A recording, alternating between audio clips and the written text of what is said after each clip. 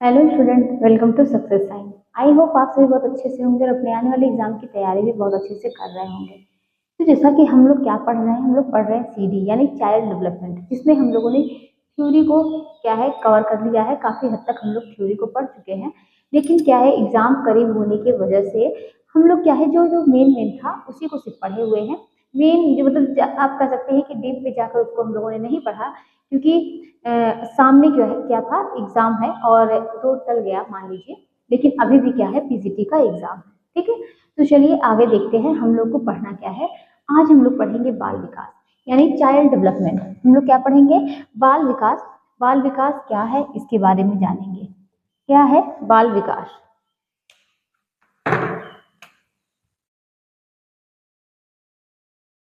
बाल विकास हम लोगों को पढ़ना है। चलिए हम लोग देखते हैं ये बाल विकास में हम लोग क्या पढ़ेंगे कि बाल विकास का अर्थ होता है कि बालकों का सर्वांगीण विकास, यानी मतलब बालकों का क्या है कि सर्वांगीण विकास हो सके, इसलिए क्या है चाइल्ड डेवलपमेंट हम लोग पढ़ते हैं। बालकों का सर्वांगीण विकास क्या है? बालकों के सर्वांगीण विकास से है बाल विकास का अर्थ। इसके अर्थ से कि अगर बात की जाए तो क्या है? बालकों के या बालकों का सर्वांगीण विकास है। बालकों का सर्वांगीण सर्वांगीण विकास है। और बाल विकास का तात्पर्य केवल बाल विकास का तात्पर्य केवल बाल विकास का तात्पर्य केवल बालकों का अध्ययन नहीं है। बालकों का अध्ययन नहीं है, अपितु यह गर्भावस्था से लेकर अपितु यह गर्भावस्था से लेकर अपितु यह गर्भावस्था से लेकर परिपक्वता प्राप्त कर रहे प्राप्त कर या कर चुके व्यक्ति से है। ठीक है, परिपक्वता प्राप्त कर रहे कह सकते हैं, कर रहे अथवा प्राप्त कर चुके, प्राप्त कर चुके व्यक्ति से है, व्यक्ति से है। ठीक है, हमने क्या समझा? बाल विकास का अर्थ क्या होता है कि बालकों का सर्वांगीण विकास, बालकों के सर्वांगीण विकास से है। बाल विकास का तात्पर्य केवल बालकों का अध्ययन नहीं है, सिर्फ बालक का अध्ययन नहीं है कि जब तक क्या है केवल बालकों का अध्ययन से नहीं, अपितु क्या है गर्भावस्था से लेकर कब तक? जब तक बच्चा जो है वो बालक जो है वो परिपक्वता प्राप्त ना कर ले, तब तक का क्या होता है कि बाल विकास में अध्ययन किया जाता है। बाल विकास जो अगर बात की जाए तो बाल विकास बालकों के व्यवहार का, बालकों के व्यवहार का अध्ययन गर्भावस्था से मृत्यु तक करती है। कब तक? गर्भावस्था से मृत्यु तक करती है। यानी कहीं कहीं ये भी कहा जाता है कि बाल विकास का तात्पर्य जो होता है वो बालकों के विकास का गर्भावस्था से लेकर मृत्यु तक करती है। तो हमने क्या समझा? ये बाल विकास का अर्थ समझा कि बाल विकास का अर्थ क्या है। अब हम लोग क्या देखेंगे? बाल विकास का क्षेत्र। और आप लोग जानते ही हैं कि बाल विकास का क्षेत्र जो है, इसका दायरा जो है ये बहुत बड़ा है ना। बाल विकास की विभिन्न अवस्थाओं का अध्ययन किया जाता है मतलब बाल विकास के अंतर्गत। और क्या किया जाता है कि बाल विकास के विभिन्न पहलुओं का अध्ययन किया जाता है। बाल विकास को प्रभावित करने वाले तत्वों का अध्ययन किया जाता है, मतलब उसके विभिन्न पहलुओं का, उसके विभिन्न अवस्थाओं का अध्ययन किया जाता है। जितनी भी अवस्थाएं आती हैं, क्या कि शैशवावस्था ना, गर्भावस्था, शैशवावस्था, जो भी अवस्थाएं हैं, और मतलब इन सब का अध्ययन किया जाता है और उसके विभिन्न क्या है प्रभावित करने वाले कारकों का अध्ययन किया जाता है। तो ये सब हम लोग जानते हैं। अब बाल विकास का क्षेत्र, बाल विकास का इसका क्षेत्र जो है वो बहुत ही व्यापक है। तो बात करेंगे कि बाल विकास की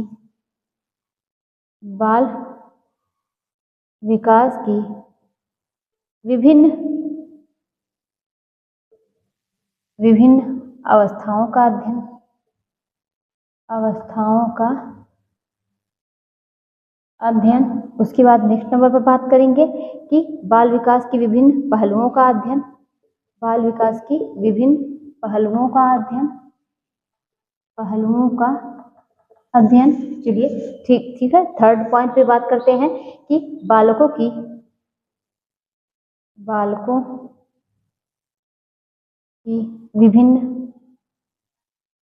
विभिन्न असामान्यताओं का अध्ययन, का अध्ययन। फिर मानसिक स्वास्थ्य विज्ञान, मानसिक स्वास्थ्य विज्ञान का अध्ययन, मानसिक स्वास्थ्य विज्ञान का अध्ययन। और क्या है कि बाल व्यवहारों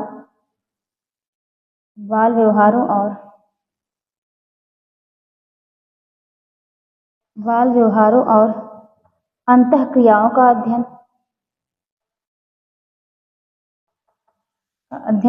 उसके बाद नेक्स्ट पॉइंट क्या है, बालकों के व्यक्तित्व का मूल्यांकन, बालकों के व्यक्तित्व का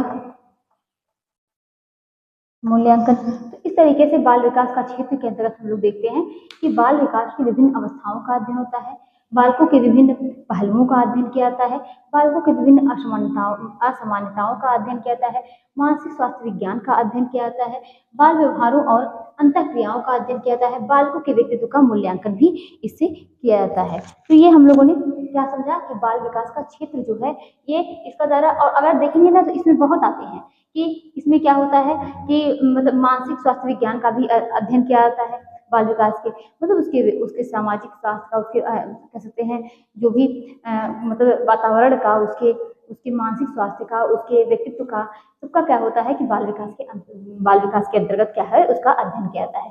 चलिए अब हम लोगों को क्या पढ़ना है, ये तो हम लोगों की जो मतलब बाल विकास क्या होता है, बाल मनोविज्ञान हम लोगों ने देखा, इसमें कुछ छूटा हुआ था। अब हम लोगों को क्या पढ़ना है, हम लोगों को अब पढ़ना है क्या कि लर्निंग, यानी क्या पढ़ेंगे, लर्निंग क्या होती है, यानी अधिगम क्या होता है। ठीक है, अधिगम पढ़ेंगे, अधिगम।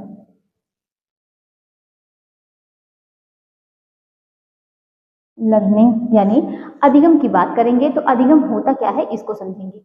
तो चलिए देखते हैं अधिगम के बारे में बात करते हैं। ये क्या है अधिगम, यानी सीखना। ये क्या है, एक मानसिक प्रक्रिया है।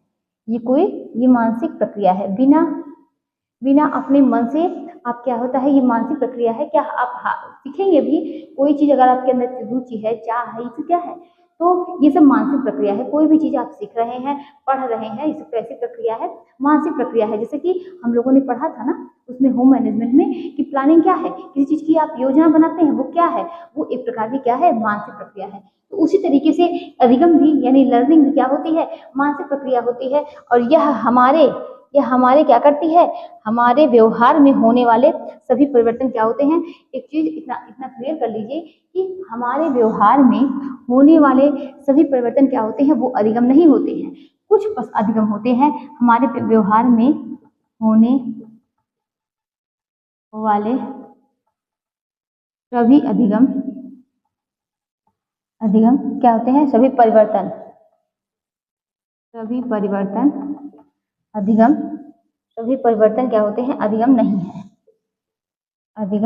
नहीं है। तो उसके बाद क्या है, अधिगम प्राणी में कार्य करने की प्रवृत्ति है। अधिगम प्राणी में कार्य करने की प्रवृत्ति है। अधिगम प्राणी में कार्य करने की क्या होती है, प्रवृत्ति है। कार्यों के द्वारा वह अपने जीवन की रक्षा करता है। बालक सहज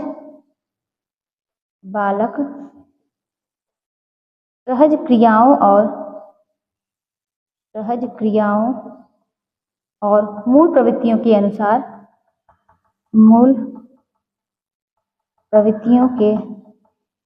अनुसार सीखते हैं। व्यक्ति के अनुभव के आधार पर व्यक्ति के अनुभव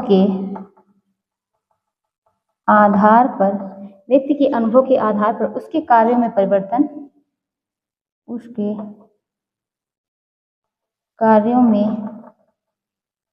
परिवर्तन होता रहता है। ठीक है। और अनुभव के इस प्रकार लाभ उठाने की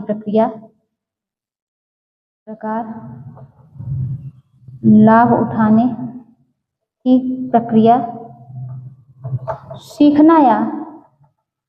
सीखना या अधिगम कहते हैं।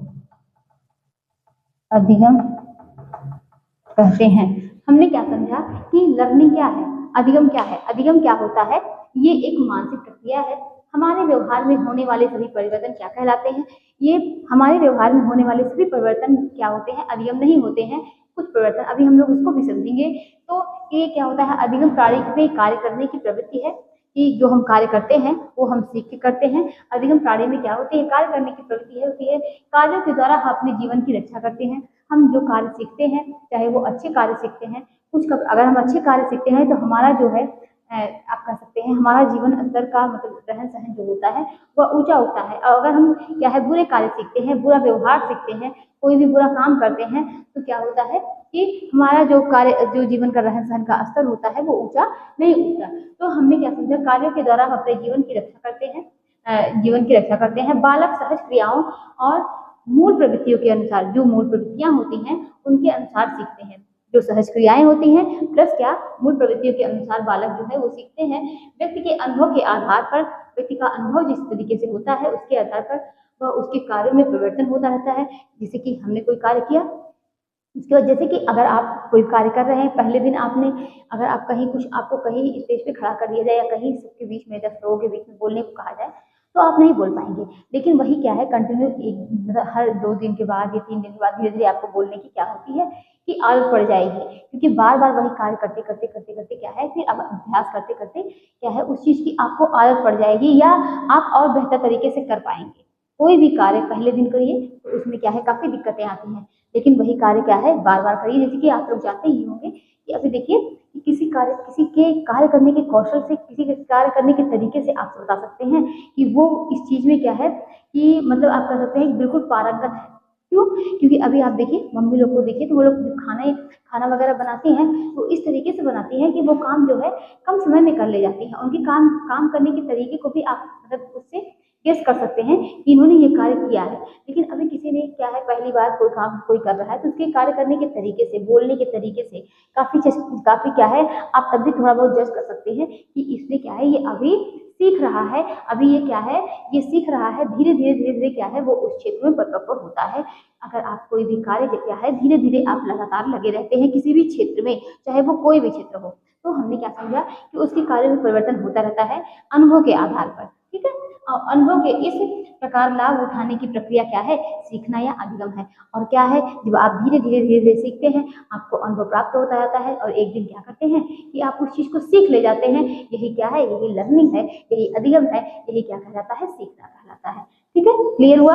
अब आगे हम लोग क्या देखते हैं कि ये तो बात हो गई अधिगम की। अब किसके अनुसार देखेंगे? स्किनर के अनुसार। अब प्रेरणा क्या है? अधिगम के लिए क्या है? राष्ट्रीय राजमार्ग जितनी है ना, कितनी? तो बीएफ स्किनर के अनुसार इन्होंने क्या कहा है कि अभिप्रेरणा अधिगम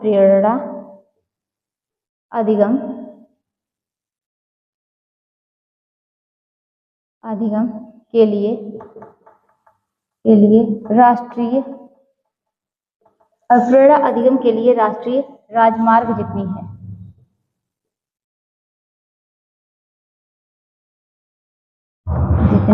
हमने क्या समझा? स्किनर ने क्या कहा है कि अभिप्रेरणा जो है ये अधिगम के लिए कैसी है? राष्ट्रीय राजमार्ग जितनी है।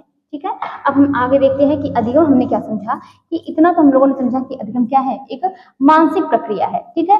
वो व्यक्ति क्या है अपने अनुभव के आधार पर सीखता है। यह एक क्या है? मानसिक प्रक्रिया है। क्या? अधिगम।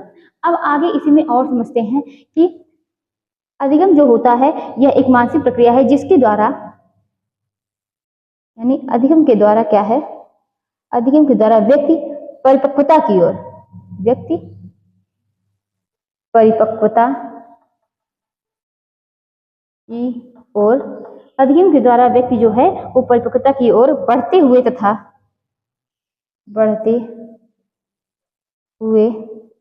तथा अपने अनुभवों का लाभ उठाते हुए, अपने अनुभवों का लाभ उठाते हुए अपने व्यवहार में परिवर्तन, अपने व्यवहार में परिवर्तन, अपने व्यवहार में परिवर्तन तथा परिमार्जन करता है, तथा परिमार्जन करता है। हमने क्या समझा कि अधिगम यानी लर्निंग, अधिगम क्या है, अधिगम जो होता है ये जिसके द्वारा व्यक्ति क्या है परिपक्वता की ओर बढ़ते हुए अपने अनुभव का, वो व्यक्ति क्या होता है कि अपने अनुभव का लाभ उठाता है, अपने अनुभवों का लाभ उठाते हुए अपने व्यवहार में परिवर्तन तथा परिमार्जन करता है। मतलब क्या है कि कोई व्यक्ति अगर जो है, कोई बच्चा हुआ, कोई भी अगर कुछ सीखता है तो अगर एक बार मिस्टेक हुई, उस तरीके से कार्य नहीं हुआ, फिर दोबारा वो प्रयास करता है और बेहतर, थोड़ा सा बेहतर कर पाता है, फिर क्या है वह और थोड़ा सा प्रयास करता है, फिर और बेहतर कर पाता है। इससे क्या होता है कि वो अपने व्यवहार में क्या कर रहा है, अपने व्यवहार में परिवर्तन कर रहा है तथा कुछ कमियां होती हैं उसके द्वारा वो सीखता है कि पहली बार हमने ये कमी की थी, अब दोबारा क्या है उसमें थोड़ा सा सुधार करके वो और बेहतर करने की कोशिश करता है ना। तो जिसके द्वारा क्या है, अधिगम के द्वारा हमने क्या समझा कि लर्निंग क्या है, एक मानसिक प्रक्रिया है जिसके द्वारा व्यक्ति परिपक्वता की ओर वो और उस क्षेत्र में क्या होता है, धीरे धीरे परिपक्व होता जाता है। और आप लोग जानते ही हैं, कोई भी कार्य करते रहिए ना, जैसे कि आप लोग जानते हैं, आप लोगों ने सुना भी है, करत करत अभ्यास के जड़ मत होत सुजान ना। तो वही वाला हाल है कि आप बार बार प्रयास जब करते हैं तो एक दिन क्या है उसी चीज में आप, चाहे वो कोई भी कार्य कर रहे हो, उसी क्षेत्र में क्या होते हैं कि आप एक दिन परिपक्व हो जाते हैं। तो यही क्या है, यही लर्निंग है। और हम जब कार्य करते हैं हम लोग को बहुत सी चीजों का सामना करना पड़ता है, कभी उस कार्य को कर पाते हैं, कभी होता है कि वो कार्य में कमी आ जाती है, उससे हम लोग थोड़ा और बेहतर सीखते हैं, फिर करते करते क्या होता है एक दिन उस कार्य में, उस क्षेत्र में पारंगत हो जाते हैं। यही क्या है, लर्निंग है। ठीक है, अब आगे हम लोग क्या देखते हैं कि सभी तरह के व्यवहार में हुए परिवर्तन को सीखना नहीं कहा जाता, ये तो हम लोग स्टार्टिंग में ही देखे थे। तो इसमें क्या होता है, सीखना नहीं कहा जाता, जैसे कि थकान, बीमारी, डर ना, तो ये सब क्या होते हैं, ये सब कोई सीखना नहीं है। तो हमने क्या समझा कि थकान हो गई, बीमारी हो गई, ये सब क्या है, ये सब सीखना नहीं होते हैं। आगे हम लोग क्या देखते हैं कि अब अधिगम प्रक्रिया में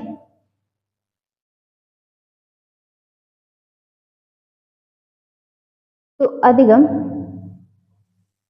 प्रक्रिया में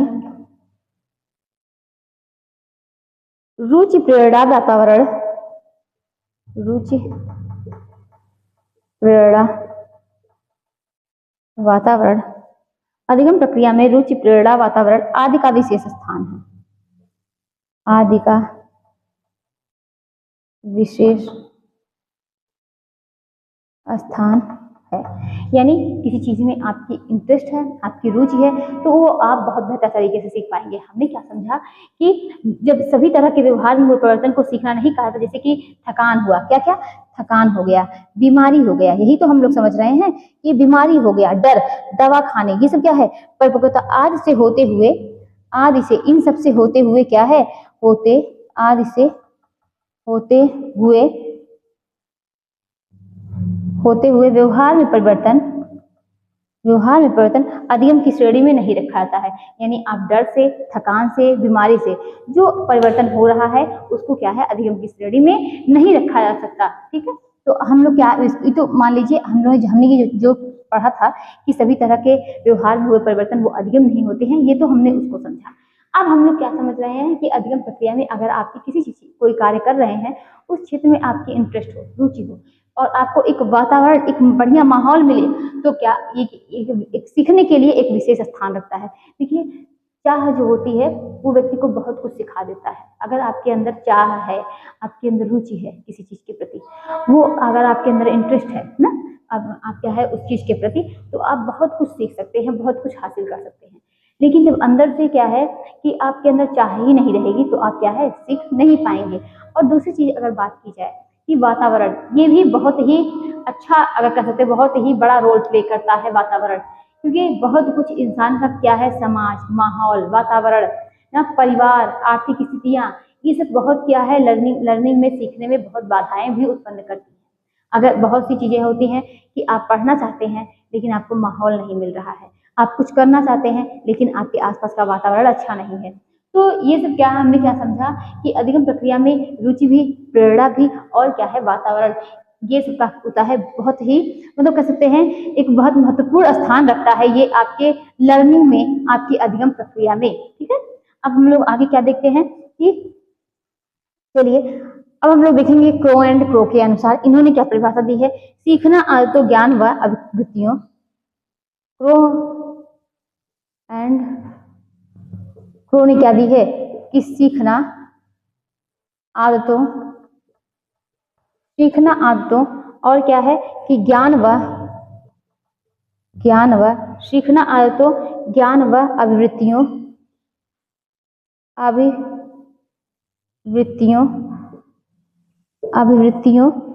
का अर्जन है। हमने क्या समझा कि सीखना क्या है, आदतों, ज्ञान व अभिवृत्तियों का अर्जन है। ये किसने कहा है, किसके द्वारा ये परिभाषा दी गई है, तो क्रो एंड क्रो के अनुसार ये परिभाषा दी हुई है। तो अब आगे हम लोग देखते हैं वुडवर्थ के अनुसार। वुडवर्थ ने क्या कहा, वुडवर्थ ने कहा कि नवीन ज्ञान और नवीन प्रवृत्तियों, नवीन ज्ञान और नवीन प्रतिक्रियाओं को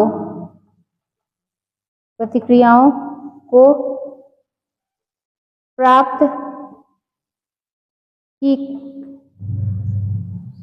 क्रिया अधिगम कहलाती है।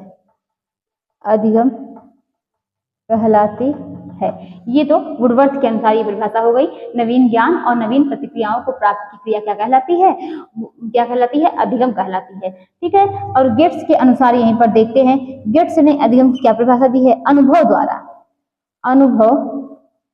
द्वारा व्यवहार में परिवर्तन लाना ही क्या है, अधिगम है। व्यवहार में परिवर्तन लाना ही अधिगम है।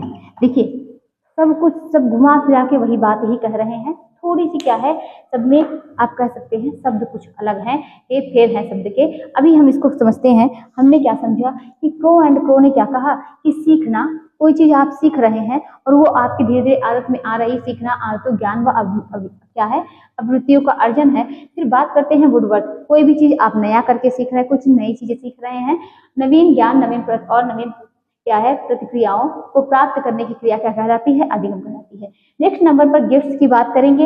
इन्होंने क्या कहा कि जब हम कोई चीज सीखते हैं, कोई चीज हम कार्य करते हैं, तो अनुभव जो चीजें होती हैं, जो हमको अनुभव प्राप्त होता है, उसके द्वारा क्या होता है, हम व्यवहार में जो परिवर्तन लाते हैं, वो उससे हम और बेहतर सीख पाते हैं। हम कह सकते हैं उस क्षेत्र में पारंगत होते हैं।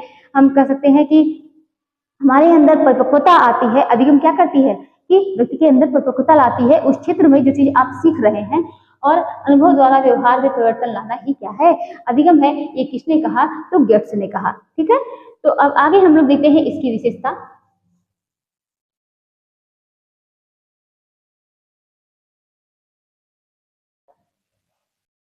चलिए देखते हैं कि अधिगम की विशेषता क्या है।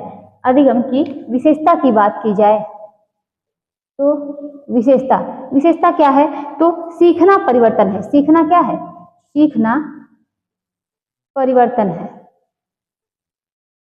सीखना परिवर्तन है। जैसे कि एक कह सकते हैं सीखना क्या है, परिवर्तन है। जैसे कि कल आप अगर सिर्फ स्टार्टिंग में ही आप अगर इसी चीज को ले लें कि आप अगर पहली बार जो चीज सिलाई करते हैं ना, सिलाई मशीन चलाते हैं, तो आप देखिए पहली बार आप चलाइए, कुछ देर तक चलाइए, आपका हाथ जो है दर्द होने लगेगा। तो क्या है, वो पहली बार हमने वो कार्य किया। कोई भी कार्य आप पहली बार कर रहे हैं, थोड़े में ही आप थक जाएंगे, लेकिन धीरे धीरे क्या है कि आप उस क्षेत्र में आप क्या है कि थोड़ा और ज्यादा कर पाएंगे और आपको थकावट जो है वो कम लगेगी।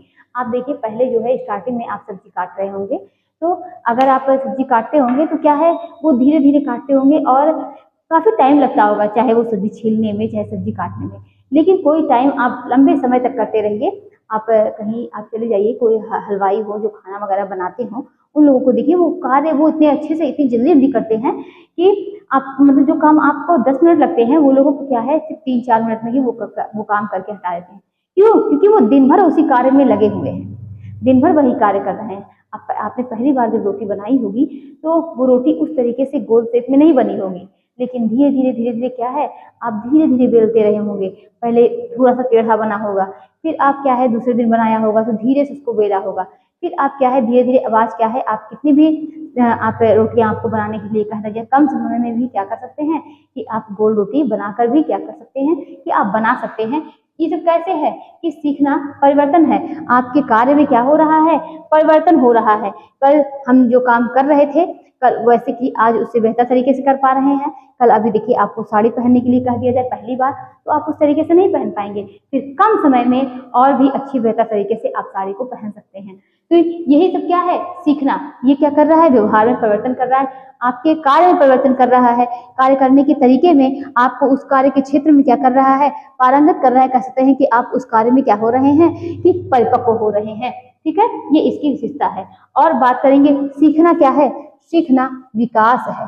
सीखना क्या है, विकास है।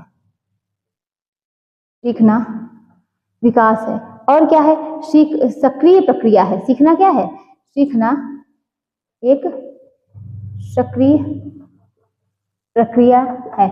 अगर कोई कार्य कर रहे हैं और आप सक्रिय नहीं हैं तो आप नहीं, आपकी लर्निंग जो होगी, आप जो सीख रहे हैं वो अच्छे तरीके से नहीं सीख पाएंगे। यानी आप किसी कार्य को करने के लिए आपका सक्रिय होना बहुत जरूरी है। तो सीखना क्या है, एक सक्रिय प्रक्रिया है। सीखना क्या है, ये मानव प्रवृत्ति है, मानव प्रवृत्ति है।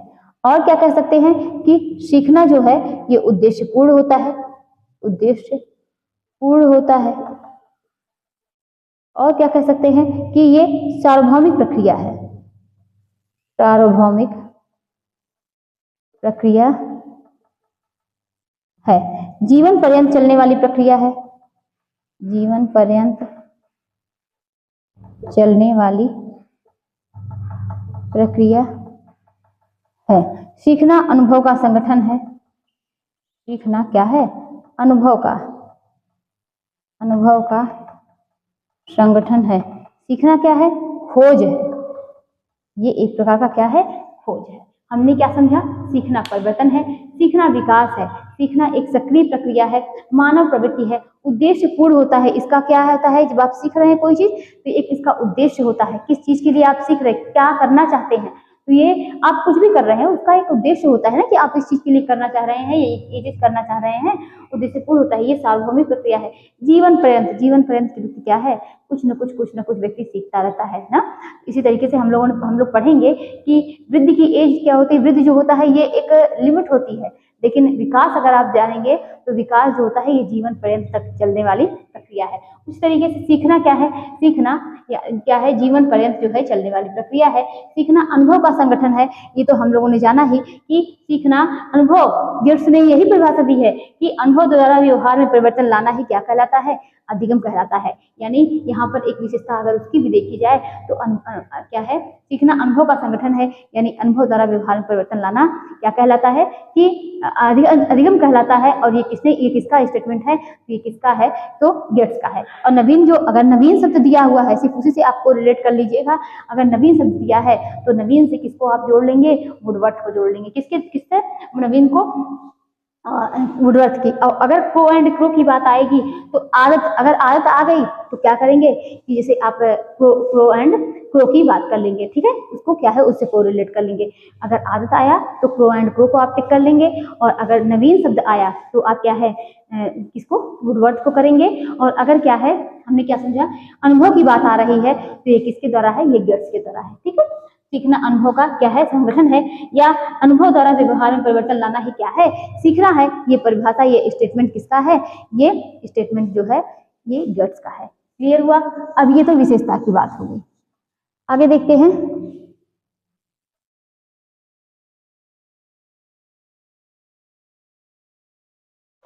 कि लर्निंग को प्रभावित करने वाले कारक, तो कौन से कारक जो होते हैं वो प्रभावित करते हैं, हम इसको समझते हैं। लर्निंग को प्रभावित करने वाले कारक क्या होते हैं? पहला जो होता है व्यक्तिगत कारक, व्यक्तिगत। उसके बाद क्या है? पर्यावरणीय कारक। थर्ड नंबर पर क्या है कि अभिप्रेरणा। फोर्थ नंबर पर क्या है? आयु। 5 नंबर पर क्या है? परिपक्वता। फिर 6 नंबर पर बुद्धि। फिर क्या है? 7th पे थकान है। नेक्स्ट पॉइंट क्या है कि अभिक्षमता।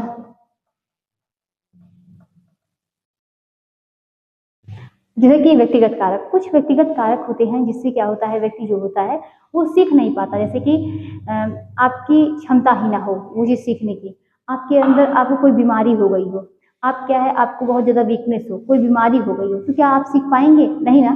क्योंकि भले ही सब लोग कहे, एक कहने के लिए बात तो ये बहुत मायने रखती है कि अब तक आप अंदर से प्रेरित नहीं है या आपके अंदर उस चीज के प्रति रुचि नहीं है, तब तक आप नहीं सीख सकते। लेकिन बहुत से लोग ऐसे हैं जिनकी परिस्थितियां, जिनका माहौल, जिनका मतलब बहुत से ऐसी चीजें होती हैं, अगर जीवन के स्तर से देखा जाए, जीवन के स्तर से, तो बहुत सी ऐसी चीजें लाइफ में आती हैं जो क्या होती है कि एक अड़चन बनकर खड़ी हो जाती हैं। और अगर मतलब कह सकते हैं कि वो व्यक्ति चाहे भी तो जल्दी नहीं सीख पाता, उसको वो माहौल नहीं मिलता है।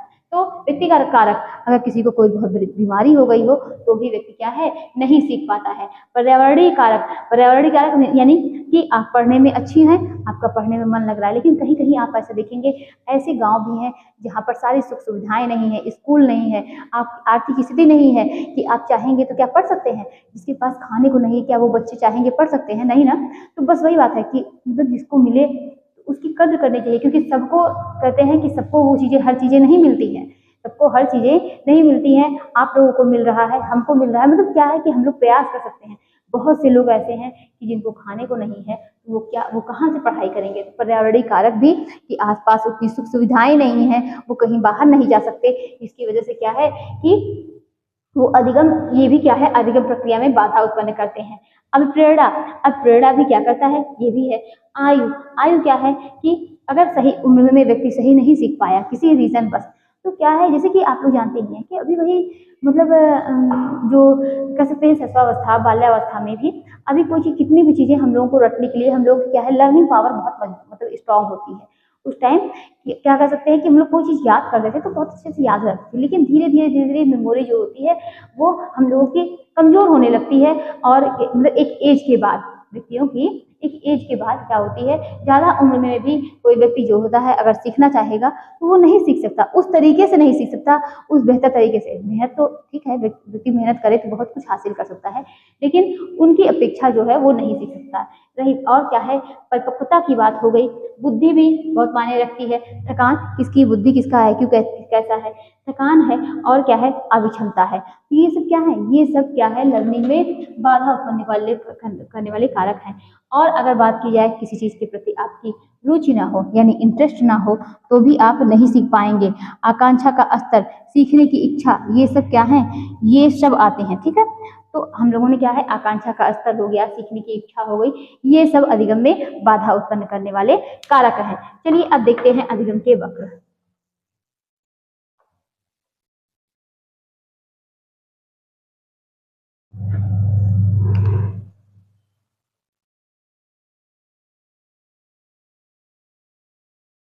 अधिगम के वक्र की बात करेंगे तो अधिगम के वक्र में है क्या कि अधिगम का वक्र जो होता है, सबसे पहले किसने दिया था, सबसे पहले तो सबसे मेन पॉइंट की अधिगम का वक्र सबसे पहले हरमन एविंगहास ने दिया था। किसने, हरमन एविंगहास ने दिया। तो अधिगम का वक्र जो है सबसे पहले हरमन एविंगहास ने दिया था। अधिगम का वक्र, अधिगम का वक्र कब उतार, क्या कर सकते हैं, कब उतार आ रहा है, कब चढ़ाव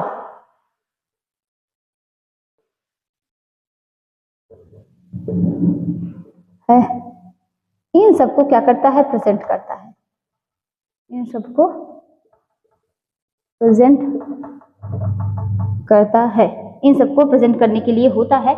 हमने क्या समझा, ये वक्र है क्या, देखिए कि व्यक्ति जो है जीवन में हर समय जो होता है कि कोई जरूरी नहीं कि व्यक्ति हर समय कुछ सीख ही रहा है या अधिगम की प्रक्रिया उसकी तेज एक रफ्तार चल रही है, कभी कभी वो ठप हो जाती है, कभी कभी वो रुक जाती है, कभी कभी बहुत तेजी से बढ़ती है।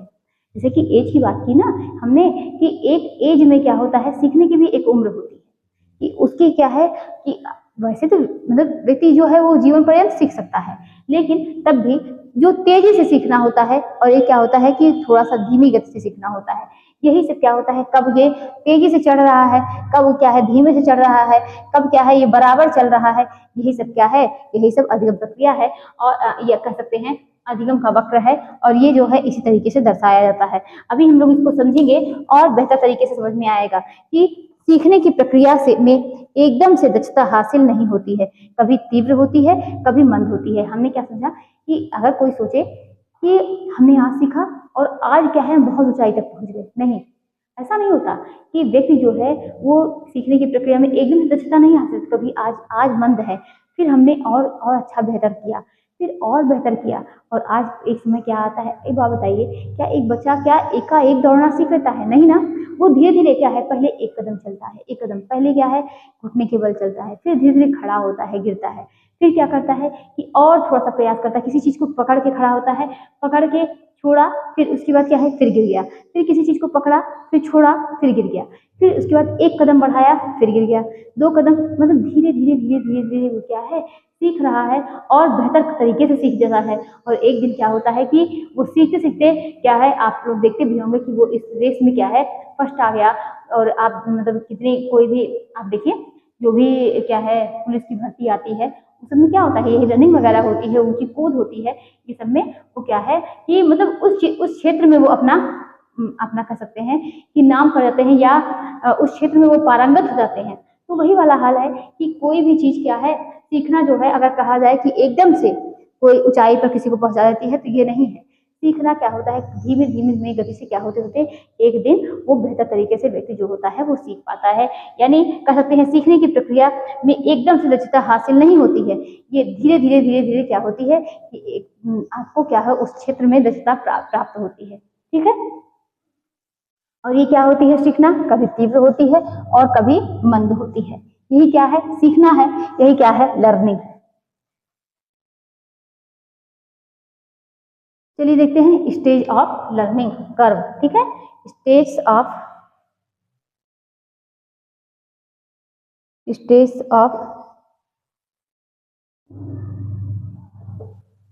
Learning curve. Stage of learning curve इसको देखते हैं, ये क्या है। तो पहला इसमें क्या है कि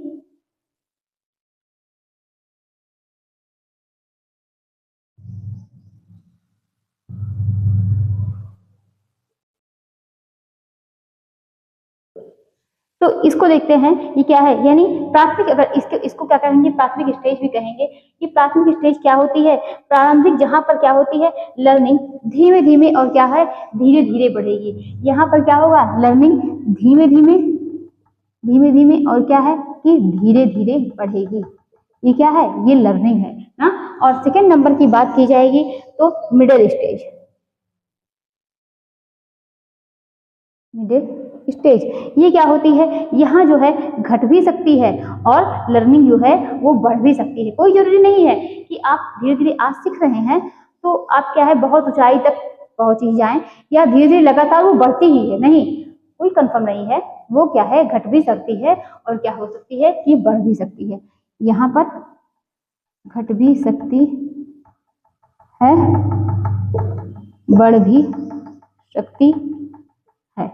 फिर उसके बाद थर्ड नंबर पर देखेंगे कि लास्ट स्टेज क्या है, ये क्या होती है कि घट जाती है। लास्ट स्टेज घट जाती है। ठीक है, तो ये क्या होती है, एक समय क्या आता है कि लर्निंग प्रक्रिया धीरे धीरे आपके अंदर क्या होती है वो घट जाती है ना। तो इसके बाद हमने क्या समझा, स्टार्टिंग में कोई भी चीज आप सीखे, अगर सीख रहे हैं धीमे धीमे वो घट भी सकती है, वो क्या है धीरे धीरे वो बढ़ेगी। पहले क्या होगा, पहले स्टार्टिंग में धीमे धीमे क्या करेगी, लर्निंग प्रक्रिया धीरे धीरे ही बढ़ेगी ही। उसके बाद मिडिल में आके वो क्या होगा कि घट भी सकती है, बढ़ भी सकती है। लास्ट में अगर बात की जाए तो वो क्या होती है, लर्निंग प्रक्रिया वो घट जाती है। ठीक है, पहले में धीरे धीरे बढ़ रही है, फिर उसके बाद मिडिल में घट भी सकती है, बढ़ भी सकती है, और लास्ट की बात करेंगे तो वो लर्निंग प्रक्रिया क्या होती है कि घट जाती है। आगे देखते हैं।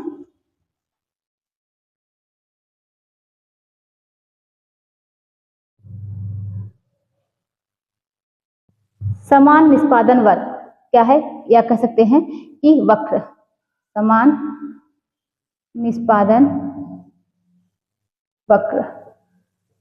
अब ये समान निष्पादन वक्र क्या है, इसको समझते हैं कि समान यानी सीखने की गति क्या होती है, समान होती है। सीखने की गति इसमें समान होती है। सीखने की गति समान होती है। समान निष्पादन वक्र में सीखने की गति क्या होती है, समान होती है। तो ये देखिए इसमें ऐसे होता है, और यहाँ पर सीखने की गति जो होती है ये इस तरीके से समान होती है, ये बढ़ती जा रही है, बढ़ती जा रही है। और इसी को क्या कहते हैं, सीखने की गति यहाँ पर समान है, ये धीरे धीरे धीरे धीरे क्या है, ये देखिए बढ़ रहा है। तो समान निष्पादन वक्र में सीखने की, और इसको क्या कह सकते हैं, एक बोल सकते हैं आदर्श स्थिति, कि आप धीरे धीरे प्रयास कर रहे हैं, और आप प्रयास करते करते क्या है धीरे धीरे आप सीख ही रहे हैं, आप उसकी लर्निंग प्रक्रिया जो है आपकी वो घट नहीं रही है। ये क्या कहलाता है, ये एक आदर्श स्थिति होती है, समान निष्पादन वक्र। बात करेंगे धनात्मक त्वरण वक्र। धनात्मक त्वरण वक्र की बात करेंगे तो प्रारंभ में गति जो है मंद होगी, प्रारंभ में गति क्या होगी, मंद होगी, बाद में तीव्र होगी। यानी धनात्मक त्वरण वक्र क्या है, वक्र में प्रारंभ में गति क्या है, प्रारंभ में गति जो है ये देखिए मंद है, और क्या है बाद में ये तीव्र हो जाती है, ये इस तरीके से। तो प्रारंभ में गति क्या है, मंद है, और बाद में क्या होती है, ये तीव्र हो जाती है। ये धनात्मक त्वरण वक्र हो गया। थर्ड नंबर की बात करेंगे तो उसके बाद क्या है, ऋणात्मक त्वरण वक्र। ऋणात्मक त्वरण वक्र, इसमें क्या होता है, तो इसमें देखेंगे लर्निंग शुरू में तीव्र, बाद में क्या होता है, बाद में घटने लगता है। लर्निंग शुरू में क्या होगी, तीव्र होगी, और बाद में घटने लगती है। ये क्या हो गया, ऋणात्मक। हमने 3 देखा। समान निष्पादन वक्र में सीखने की गति जो है वो समान है, कि आप क्या है लगातार आप सीख रहे हैं, इसको बोलते हैं समान निष्पादन वक्र। ठीक है, सीखने की गति समान होती है। धनात्मक त्वरण वक्र की बात करेंगे तो इसमें क्या होगा कि आप पहले बहुत तेजी से नहीं सीख रहे हैं, यानी कह सकते हैं क्या कि प्रारंभ में गति जो है वो मंद है ना, इसी तरीके से हमने बनाया था, प्रारंभ में गति मंद है, फिर क्या है आप तेजी से सीखते हैं। लेकिन ऋणात्मक में आप स्टार्टिंग में तेजी से सीख रहे हैं, बाद में आपकी जो सीखने की गति है वो क्या होती जा रही है, मंद होती जा रही है। यानी घटता हुआ हाथ निष्पादन वक्र क्या होता है, यानी आप कह सकते हैं थकान, निद्रा, ये सब क्या होते हैं, इसके रीजन हो सकते हैं, आदि कारणों से ये इस तरीके से वक्र बनता है। आगे देखते हैं, चौथे नंबर पर बात करेंगे मिश्रित वक्र। मिश्रित वक्र, कभी आप तेजी से सीख रहे हैं, कभी घट रही है, यानी शुरुआत में धीमी गति से, फिर तीव्र, फिर अंत में धीमी गति से, इसी तरीके से ये मिश्रित वक्र बनता है। ठीक है, पहले धीमा, आपने अच्छे से सीखा, फिर धीमा, फिर नीचे आ गए, फिर उसके बाद तेजी से सीखा, फिर इस तरीके से ये क्या है, मिश्रित वक्र है। ठीक है, क्लियर हुआ। तो ये क्या हो गया, हमने समझा समान निष्पादन वक्र, धनात्मक त्वरण वक्र, ऋणात्मक, मिश्रित वक्र। ठीक है, अब देखेंगे क्या, एक और देखेंगे कि अधिगम्य पठार। अधिगम्य पठार क्या होता है, अधिगम्य पठार। तो अधिगम्य पठार की बात आएगी कि अधिगम एक ऐसी स्थिति है जिसमें उन्नति क्या होती है, रुक जाती है। और मतलब अधिगम्य पठार क्या होता है कि अधिगम्य पठार की एक ऐसी स्थिति है जिसमें क्या होती है, जिसमें उन्नति क्या होती है, रुक जाती है। ना क्या होता है इसमें, ना तो धनात्मक होता है, ना धनात्मक और न ही ऋणात्मक। ये अगर बात की जाए तो मतलब कुछ भी नहीं होता। ये पठार क्या है कि जिसमें क्या होती है, उन्नति रुक जाती है, ना ही धनात्मक होता है और ना ही क्या होता है कि ऋणात्मक होता है। तो अगर देखा जाए तो ये है, और यहाँ पर देखिए ये एक बार क्या है, मान लीजिए अब यहाँ पर ये रुक गया है, ना ही ये ऊपर बढ़ रहा है और ना ही नीचे बढ़ रहा है। तो यानी आप क्या है, नहीं सीख रहे हैं, ना ही आपकी लर्निंग प्रक्रिया जो है वो अधिगम की वो घट रही है। दोनों क्या है, यही अधिगम का पठार है। अब आगे देखते हैं कि अधिगम में पठार के कारण, इसके रीजन क्या हो सकते हैं। अधिगम में पठार के कारण, तो इसके कई कारण हो सकते हैं। कार्य में जटिलता, क्या हो सकते हैं कि अधिगम में पठार के कारण क्या क्या हो सकते हैं। कार्य में जटिलता हो सकती है, और क्या होता है, ज्ञान की सीमा। थर्ड नंबर पर देखेंगे शारीरिक व मानसिक क्रियाओं में कमी। शारीरिक व मानसिक क्रियाओं में कमी। परिपक्वता में कमी और कार्य के प्रति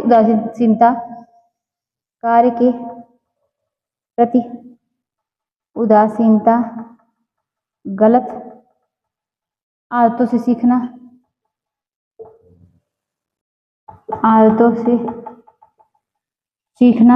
और सीखने की अनुचित विधियों का उपयोग करना। सीखने की अनुचित विधियों का प्रयोग।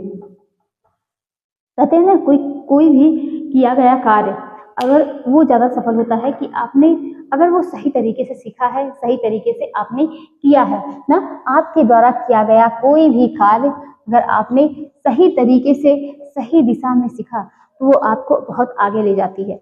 बच्चों का इसीलिए बच्चों पर ध्यान दिया जाता है ना, कि बच्चों का विकास अगर स्टार्टिंग में ही क्या है, कहते हैं कि किसी चीज की, अभी आप कोई पेड़ लगाते हैं, अगर क्या है बहुत गहराई में नहीं, ऐसे ऊपर ही सिर्फ मिट्टी हल्का सा क्या है उसको जमीन में क्या करिए कि उसको सिर्फ ऊपर ही लगा दीजिए। क्या बताइए, वो पेड़ जो है अपना पूरा मतलब एक क्या कह सकता है कि बहुत बड़ा विशाल पेड़ बन सकता है ना। एक पौधा क्या है, एक बहुत बड़ा क्या है पेड़ बन सकता नहीं ना। थोड़ा सा आंधी तूफान आया वो गिर गया, थोड़ी सी आंधी तूफान आएगी वो गिर जाएगा। तो उसी तरीके से कि आप जब भी कोई कार्य कर रहे हैं वो सही दिशा में सीखिए, सही दिशा में करिए। वो कार्य क्या है, आप मतलब क्या है, आपका जो सीखने का कौशल होगा वो आगे और निखर कर आएगा। और आप क्या है, इसीलिए बच्चों के कहते हैं बच्चों पर ज्यादा ध्यान दिया जाता है। क्यों? क्योंकि बच्चे ही क्या करेंगे कि बड़े होंगे ना, बच्चे ही बड़े होंगे।